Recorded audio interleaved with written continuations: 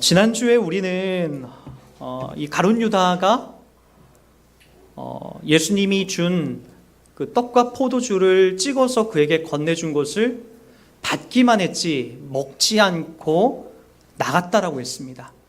그 나간 시간이 언제였죠? 여기 30절을 다 보세요. 유다가 그 조각을 받고 나가니 곧 뭐다? 밤이러라. 자, 다시 한번 여러분에게 말씀드립니다.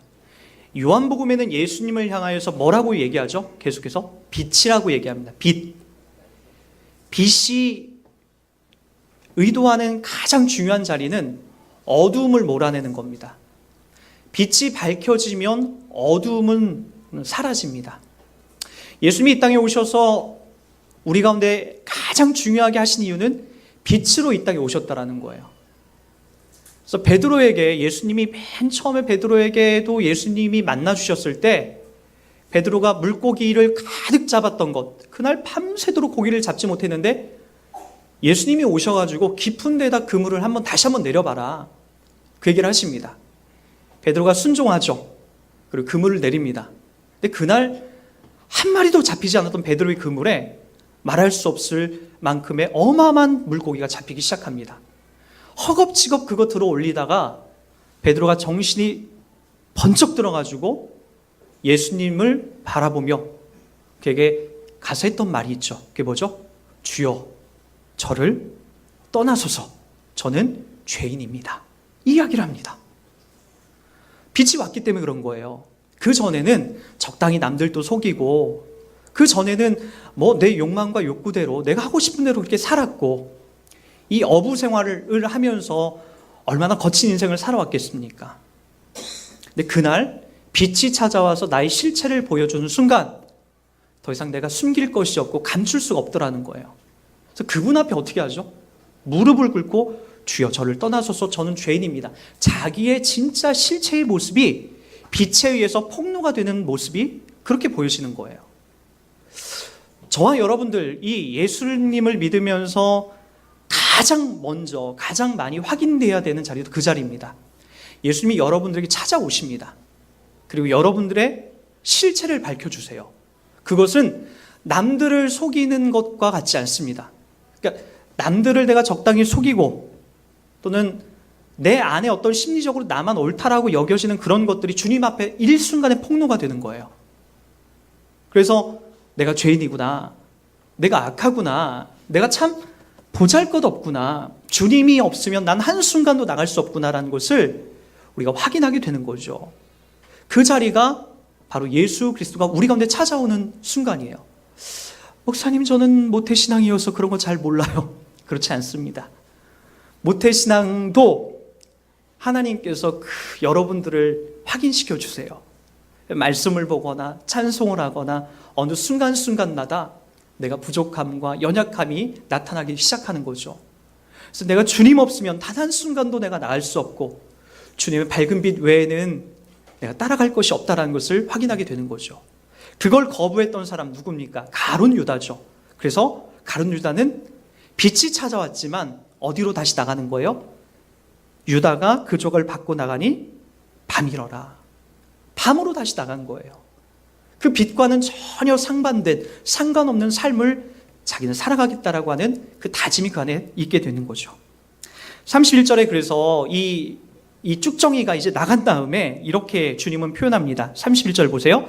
그가 나간 후에 예수께서 이르시되 지금 인자가 영광을 받았고 하나님도 인자로 말미암아 영광을 받으셨다라고 얘기합니다. 쭉정이가 나간 다음에 밤으로 나간 다음에 유다가 나간 다음에 예수께서 이제 제자들을 모아놓고 다시 이 영광에 대한 이야기를 얘기합니다.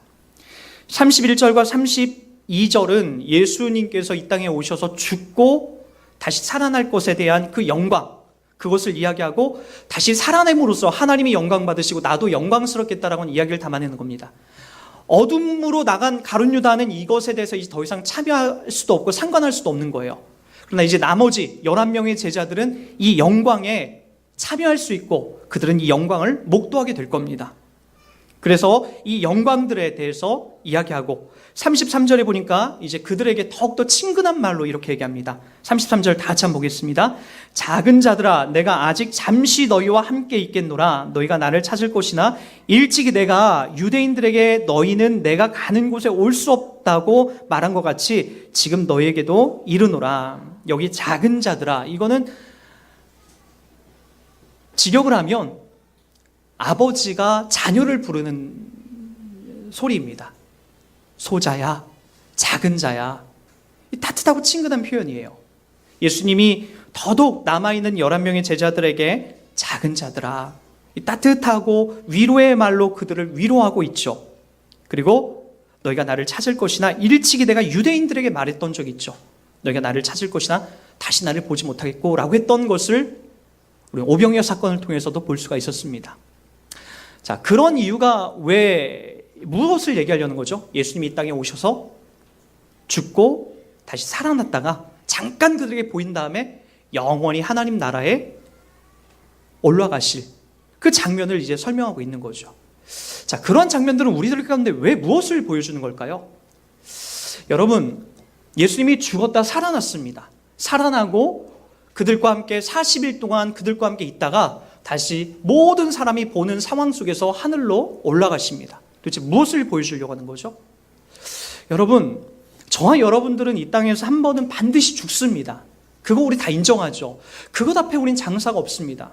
여기 어떤 분들은 이제 한 20년 남으신 분들도 있고, 어떤 분은 30년 남은 분들도 있고, 40년, 50년 이렇게 남으신 분들이 있겠지만, 여러분 아시다시피 세월을 우리가 살면 살수록 인생이 참 너무나 짧다는 걸 그렇게 알 수 있지 않습니까? 어제 소천한 그 김종필 총재도 그런 얘기를 했죠. 인생이 눈 깜짝할 사이 뭔가 해보려고 했는데 그냥 끝나더라. 그러면서 인생을 마무리했다라고 하지 않습니까? 험한 거예요. 금방 가는 거예요. 뭔가 이루어 놓을 듯 하면서도 이루어지지 않는 것이 인생인 거예요. 잡은 것 같으면서도 잡아지지 않는 것이 인생인 거예요. 답이 없습니다. 예수님도 그렇게 갑자기 십자가에 못 박혀 죽으세요. 그리고 다 끝난 것처럼 보였죠. 제자들도 그래서 다 도망갔어요. 무서워서. 저렇게 죽으면 끝나는구나 라고 다 그렇게 확인하고 있었던 그 자리에서 약속한 대로 예수님이 3일 만에 살아나십니다. 제자들은 예수님이 했던 그 말을 다 듣지도 못하고 잊지도 못합니다. 전혀 듣지를 못합니다. 감각하지 못합니다. 그러다가 진짜 예수님이 살아나셔서 제자들을 한 명 한 명 만나주시거든요. 그리고 그분이 말씀하신 것이 진짜구나. 사람은 죽으면 끝이 아니구나. 다시 살아나는구나. 예수 안에서 다시 살아날 수 있구나. 예수님이 그것을 첫 번째 모델로 보여주셨습니다. 그리고 그렇게 예수님이 40일 동안 제자들에게 나타났다가 또 사라지셨다가 여러 차례 그런 걸 보여주시다가 40일이 지난 부활 이후 40일이 지난 그날 제자들과 많은 사람들이 보는 앞에서 하늘로 올라가십니다. 그걸 통해서 제자들은 이제 용기를 얻은 거예요. 예수님이 말하신 것이 진짜구나. 우리도 죽지만 나중에 죽음 위에 우리가 갈 곳이 있구나. 예수님처럼 저렇게 올라갈 곳이 있구나.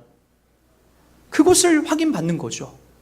이 우주 공간 어느 곳인지 모르지만 그곳에 우리를 예비하여 준비하신 상상할 수도 설명할 수도 없는 정말 넓고 큰 하나님의 천국이 우리 가운데 주어질 수 있는 거구나 라는 것을 그들이 확인하게 되는 거죠. 그래서 용기가 생긴 거예요. 그 다음부터 두려움이 없어요.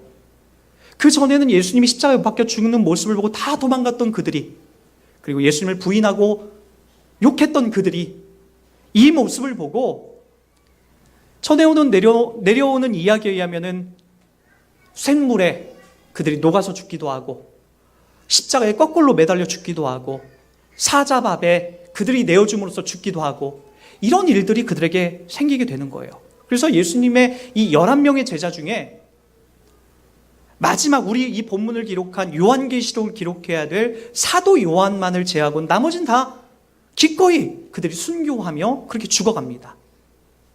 무엇이 그들을 그렇게 바꿔놨을까요?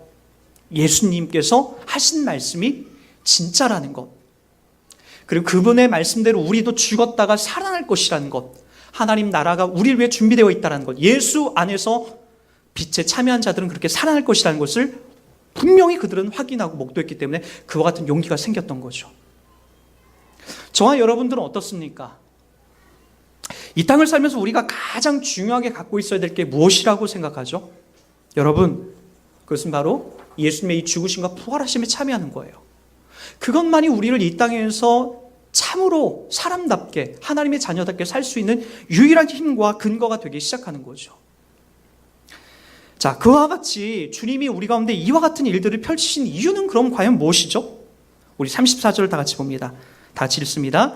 새 계명을 너에게 주노니 서로 사랑하라. 내가 너희를 사랑한 것 같이 너희도 사랑하라. 여러분, 이 사랑 때문에 그렇습니다. 성경을 짜내서 딱 두 글자를 뽑아내라고 하면은 사랑이에요, 사랑. 근데 이 사랑은 여러분, 뭐 단순히 그냥 남자 여자의 어떤 그 애틋한, 불타는 듯 그런 사랑을 말하는 게 아니에요. 여러분, 저도 저희 아내를 사랑하고 나서 그 사랑이 제일 큰 줄 알았어요.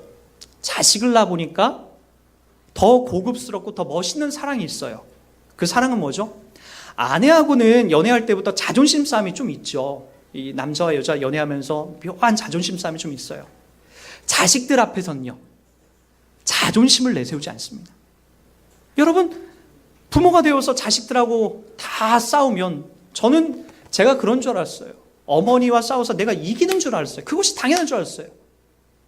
그것이 맞는 것인 줄 알았어요. 근데 나중에 제가 자식을 낳아보고 보니까 져줘야 될 때가 너무나 많더라고요. 요즘에도 집에서 저는 자식들하고 그 한결이하고 헐크버스터, 거기 나오는 그 싸움놀이를 자주 합니다.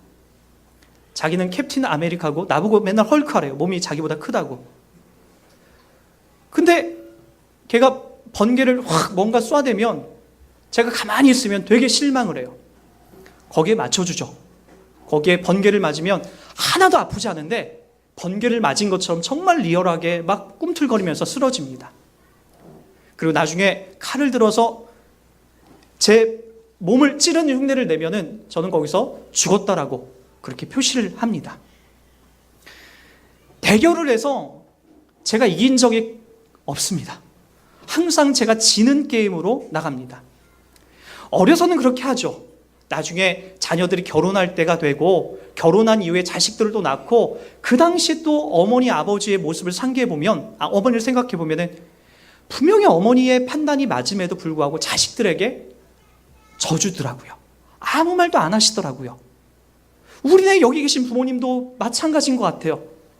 자식들을 이기려고 하지 않아요. 그냥 이렇게 이해하죠. 너도 커보면 알아. 너도 새끼나 보고 엄마 나이쯤 돼보면, 아빠 나이쯤 돼보면 다 알 거야. 그냥 내가 이를 악물고 참는다. 져주는 겁니다. 더 큰 사랑, 더 고귀한 사랑이 있다는 것을 그제서야 알게 되는 거예요. 시간이 지나면 이러한 사랑이 있다는 것을 우리는 그때서야 알게 되는 거예요. 그 사랑, 우리가 생각하고 느끼는 것보다 더 큰 사랑이 있다는 것을 우리는 성경을 통해서, 하나님을 통해서 이 사랑을 받고 누리고 있는 거죠. 오늘 여기 보니까 내가 너희를 사랑한 것 같이, 이 사랑이 바로 무엇이죠? 바로 주님이 우리를 위해서 죽어주신 사랑이에요. 내가 너희를 위해서 목숨 바쳐 죽어도 아깝지 않다. 여러분, 그것이 우리를 하나님의 자녀 되게끔 한 거죠. 그것이 우리를 이 땅에서 살아가려고 하는 분명한 의미를 갖고 그렇게 살아가게끔 만들어 놓은 거죠. 그 사랑이 지금 여러분과 저 안에 있다는 거예요. 예수 그리스도께서 이 고귀한 사랑, 이 말할 수 없는 사랑, 하나님 아버지께서 십자가에 못 박혀 죽기까지 우리를 사랑하신 그 사랑이 여러분들에게 지금도 유효하고 있고, 지금도 그 사랑 때문에 하나님은 눈이 멀어 계시다라는 거예요. 스바냐서 3장 16절에 가보면 이런 말씀이 있습니다. 제가 한번 읽어드릴게요. 스바냐서 3장 16절 17절입니다. 그날에 사람이 예루살렘에 이르기를 두려워하지 말라. 시온아, 내 손을 늘어뜨리지 말라. 너의 하나님 여호와가 너의 가운데 계시니 그는 구원을 베푸실 전능자라. 그가 너로 말미암아 기쁨을 이기지 못하시며 너를 잠잠히 사랑하시며 너로 말미암아 즐거이 부르시며 기뻐하시리라 하니라. 유일하게 하나님이 성경 속에서 이기지 못하는 것이 딱 하나 나옵니다. 하나님은 이 우주 만물 만드시고 모든 악을 끊어버리시는 하나님이시기 때문에 다 이기실 수 있습니다. 다 통치할 수 있습니다. 그런데 유일하게 스바냐 3장 17절 말씀, 그가 너로 말미암아 기쁨을 이기지 못한다라고 합니다. 이런 표현이 어디 있습니까? 이런 신이 어디 있습니까? 다른 종교에 어떻게 이런 이야기가 있을 수 있습니까? 너로 말미암아, 여러분들 생각하는 그 하나님의 생각이, 그 기쁨을, 여러분을 생각할 때마다 그 기쁨을 하나님이 이길 수 없다라는 겁니다. 주체할 수 없다라는 거예요. 그러니까 기꺼이 십자가에서 죽으실 수 있는 거죠. 그러기 때문에 여러분을 생각할 때마다 기꺼이 자기 생명을 찢어서 여러분을 대신 살려낼 수 있게 되는 거죠. 그 사랑을 받은 자가 바로 저와 여러분이라는 거예요. 여러분, 우리가 예수님을 믿고 있다는 것은 그 사랑을 받았다는 거예요. 예수님이 내 안에 계셔서 나를 사랑하고 있다는 것, 예수님을 지금 내가 인식하고 믿고 있다는 것은 바로 이 사랑을 받고 있다는 것과 우리가 분명하게 같이 연결하여 나갈 수 있습니다. 여러분이 예수님을 믿고 있습니까? 그렇다면 분명합니다. 이 사랑을 받고 있는 거예요. 하나님이 찾아오신 거예요. 하나님이 여러분을 생각할 때마다 기쁨을 이기지 못하는 거예요. 그 사랑이, 그 고귀한 사랑이 지금 여러분과 저 안에 있어서 지금도 하나님의 자녀 만들어내고 있는 거죠. 여러분, 이 사랑이 얼마나 크고 고귀한가? 여러분, 이 사랑이 왜 이렇게 중요한가? 여러분, 그 하와이에 가보면요, 저는 아버지 가보진 않았어요. 하와이 그 한 섬만 있는 게 아니라 북쪽에는 여러 가지 이제 섬들이 쭉 있는데 그 중에 맨 북서쪽에 카와이 섬이라고 하는 그 아주 꽤 큰 섬이 하나 있어요. 1950년대에 이 섬에서 유독 다른 미국의 다른 지역보다 유독 이 지역에 성범죄자, 알코올 중독자, 어떤 강력범죄자, 정신질환자, 이런 사람들이 유독 그 섬에 많이 나오는 거예요. 도대체 이 섬에 무슨 문제가 있을까? 인구가 한 3, 4만 밖에 안 되는 이 섬에 도대체 어떤 문제가 있나? 이 섬에 많은 사람들이 이제 찾아 들어가기 시작했습니다. 그래서 수학과 의사, 정신과 의사, 사회복지사, 심리학자 이르기까지 많은 사람이 들어가서 단순히 어떤 일회성 연구가 아니라 도대체 이 아이들에게 어떤 영향력이 미쳐서 계속해서 이런 것들이 반복이 되나 한번 조사를 해보자라고 그렇게 많은 사람들이 들어가서 그것에 연구하기 시작했습니다. 그런데 어떤 일이 벌어졌냐면 이 카와이 섬에 그 당시에 1950년대에 태어났던, 그 초창기 때 태어났던 약 880명을 일일이 다 전수조사했어요. 전수라는 것은 어떤 샘플을 남겨두지 않고 모든 사람을 찾아 조사했다는 거죠. 10년, 20년 이렇게 지난 결과물이 나오는데 특별하게 뭐 대단한 일이 벌어지지 않은 거예요. 뭐 결국 기껏해야 가정환경이 나쁠수록 범죄에 연루되는 경우가 많거나 여자아이가 남자아이보다 1, 2년 정도 좀 더 조숙했다라는 정도의 연구 결과만 나왔어요. 근데 많은 연구비를 투자하고 많은 인력을 투자해서 오랜 기간 연구했는데 기껏 이거 찾아내려고 이 연구를 했나? 그게 불만 섞인 마음으로 있다가 그 중에 어느 한 사람이 에이미 워너라는 심리학자가 뭔가 좀 더 우리가 놓친 뭔가 있지 않을까라고 생각하면서 지금까지 방대하게 연구했던 그 자료를 다시 한번 천천히 훑어보기 시작했습니다. 그러던 중 이상한 점 하나를 발견하기 시작했죠. 그게 뭐였냐면 833명 중에 가장 환경이 가장 열악하고 환경이 나쁜 201명을 추려냈는데 그 가운데 72명은 너무나 밝고 긍정적이고 건강한 청년으로 자라는 것을 볼 수가 있었어요. 예컨대 그 중에 누가 있었냐면 마이클이라고 하는 이 청년이 이제 그 중에서도 가장 안 좋은 한 샘플로 등장했어요. 그는 태어날 때 당시 2kg도 안 되는 미숙아로 태어났어요. 그래서 아주 간신히 그가 생명을 유지하여 살아났습니다. 그의 어머니는 당시 16세의 일본계 소녀였고요. 아버지는 19세로 필리핀 소년이었습니다. 이것도 정상적인 결혼을 한 게 아니에요. 마이클이 태어나기 전에 3개월 전에 결혼을 하는데 두 집안은 몹시 반대했고요. 그나마 마이클을 낳고 집에 오자마자 아버지는 한국전쟁에 징집돼서 오랜 시간 아버지가 그들 가운데 없었어요. 또 엄마는 마이클이 10세 되는 해에 자식 3명을 더 낳고 도망가 버리고 말았습니다. 집안에서는 여러 가지 가난과 말도 안 되는 여러 가지 형편들로 이 가정이 너무나 어려웠고요. 여러 가지 약물과 안 좋은 환경들이 이 아이 가운데 노출이 됐었는데, 희한하게도 이 아이는 학교에 들어가자마자 독서 능력이 다른 아이들보다 월등하게 높았고요. 학교에서 리더십도 누구보다도 더 뛰어났습니다. 그리고 성품도 밝고 긍정적인 아이였어요. 에이미 워너라는 이 사람이 그것 때문에 이 연구를 더 깊숙이 찾아서 교를 보니까 이 아이가 나중에 공부까지 잘하기 시작하는 거예요. 미국의 수능이라고 하는 SAT죠. 이것에서 전국에서 10% 안에 드는 수재로 또 인정받습니다. 무엇이 이를 이렇게 바꿔놨을까? 이 사람을, 이 마이클이라는 사람을 연구하면서 이 72명이라는 사람, 201명 가장 안 좋은 환경에 있었던 사람 중에 이 72명이 그렇지 않다라는 것을 확인하고 72명의 환경을 다시 한번 조사해 보니까 독특한 한 가지가 이들에게 발견되기 시작했어요.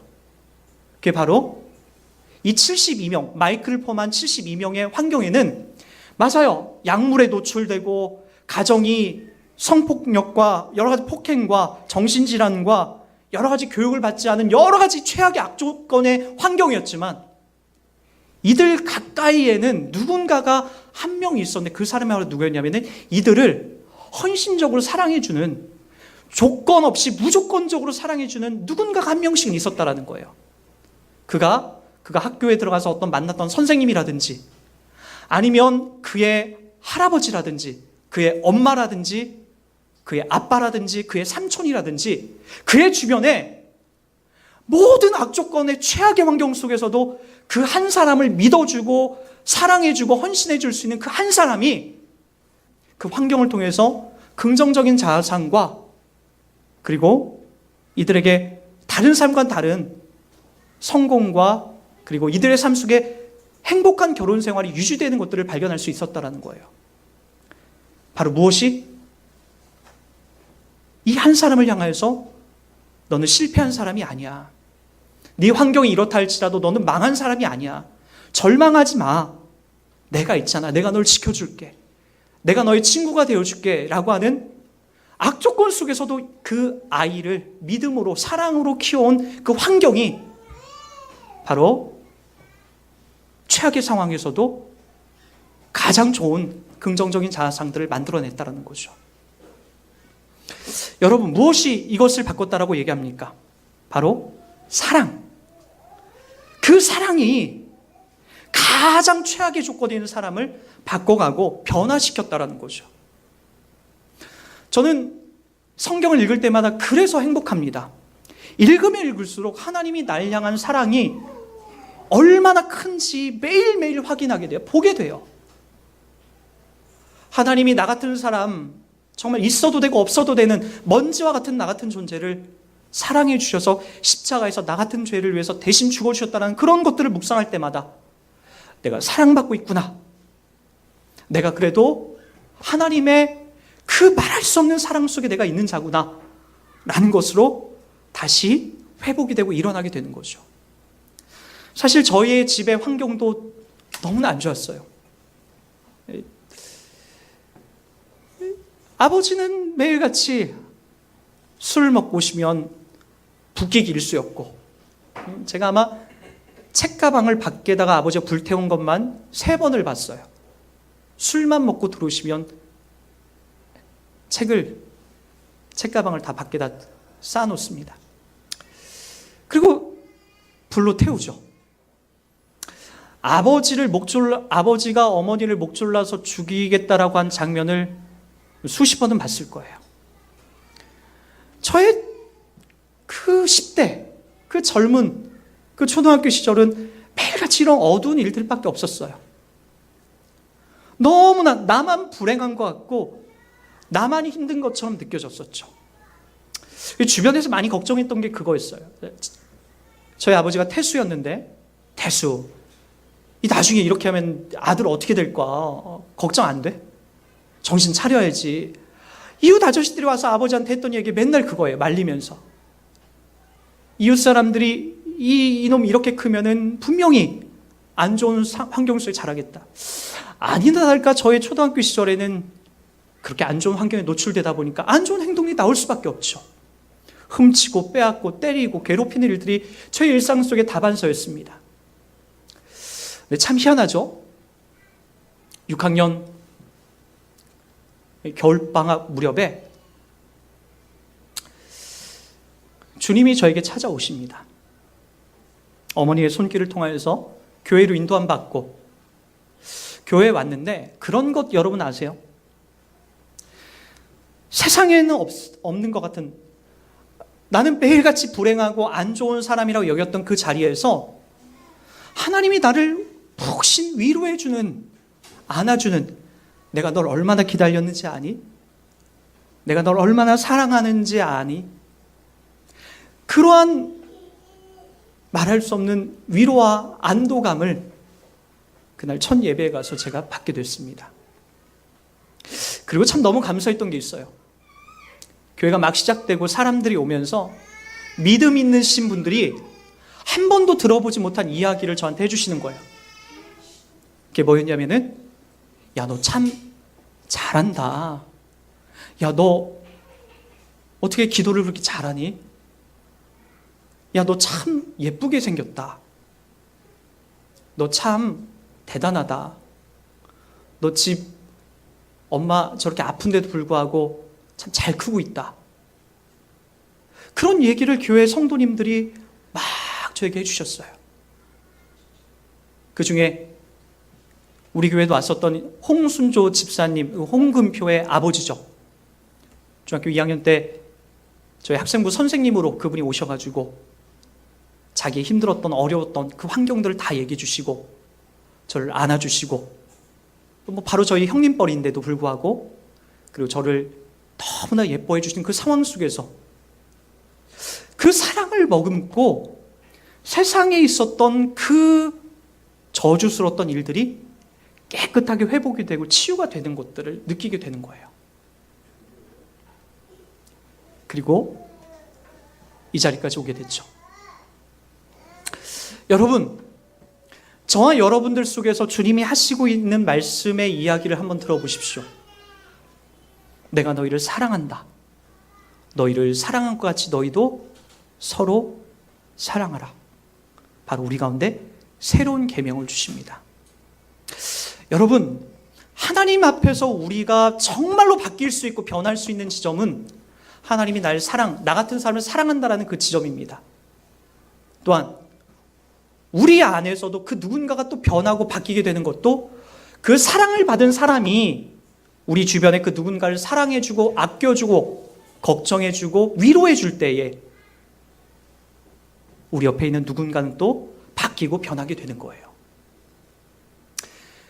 그러게 여러분, 그리스도의 사랑을 받은 분들은, 이 변할 수 없는 사랑을 받은 사람들은 우리 지체들을 사랑해 주십시오. 위로해 주십시오. 따지지 말고 조건 내세우지 말고 사랑해 주시기 바랍니다. 그 사랑만이 우리를 바뀔 수 있고 그 사랑만이 우리 공동체를 건강하게 만들어 갈 수 있습니다. 저와 여러분이 서 있는 이 자리에서 저는 그래서 오늘 또 그리스도의 사랑만이 풍성하게 드러났으면 좋겠습니다. 그리고 우리가 담아내는 모든 이야기도 이 사랑 안에서 이해되고 설명되는 저와 여러분의 모습이 되길 주의 이름 부탁드리겠습니다.